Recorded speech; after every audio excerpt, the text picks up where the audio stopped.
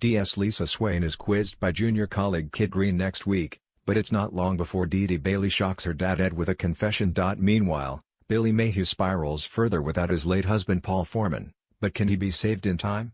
Bethany Platt is upset by a new setback as she gets used to life with a permanent stoma, while her uncle David is stunned by an unexpected message.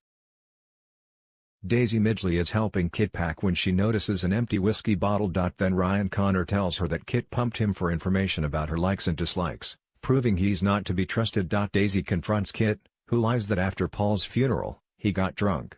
But Kit isn't the only one in the spotlight, as Lisa is summoned to the police station. Kit tells Lisa they've found an unsent message on her phone which suggested she wanted Joel Deering dead. Kit demands to know where Lisa was the night of Joel's murder. What will Lisa have to say?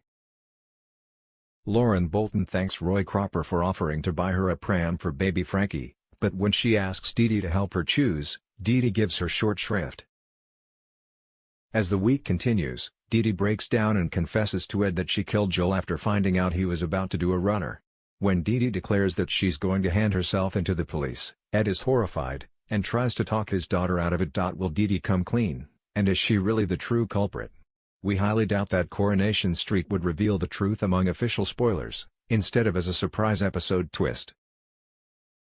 Summer Spellman returns home to find a strange man in the flat, and Billy admits he invited Wayne back after meeting him at the Addicts group. The following day, a depressed Billy tells Summer that he doesn't think he can face the day's event, the space launch of Paul's ashes, organized by his mom Bernie Winter.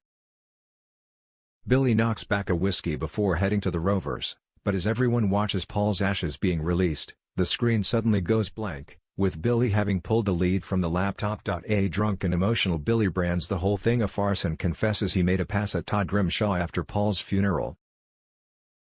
Drinking behind the factory in the bitter cold, Billy listens to voice clips of Paul until his phone battery dies, before closing his eyes in a drunken stupor. As he drifts away, we're left fearing the worst. Bernie heads out to look for her son-in-law and finds him frozen to the core. But is she too late? Daniel Osborne accompanies Bethany to a hospital appointment, and when he reveals that Bethany rarely leaves the flat, the nurse recommends a support group for those with stomas. Bethany later puts on a brave face and agrees to go to the pub with Daniel for Paul's space launch.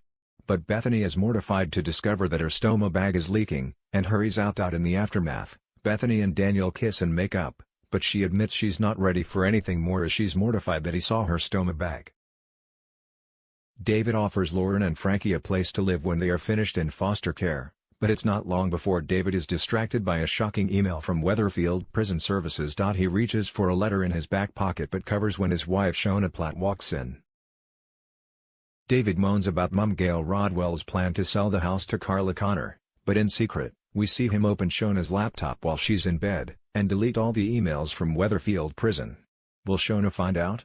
Tim and wife Sally Metcalf find spilled food in the kitchen and are convinced they have a mouse, with Tim later informing her he thinks mice are in their garden shed. Sally and Tim find a rucksack and realize someone has been living in the shed, and Mason watches from across the street as Tim takes the rucksack over to streetcars. Caught red-handed trying to grab his bag, Mason is forced to explain how he became homeless. After failing to find Mason a bed for the night, Tim lets Mason into his home and says he can sleep on the sofa, but Sally must not find out.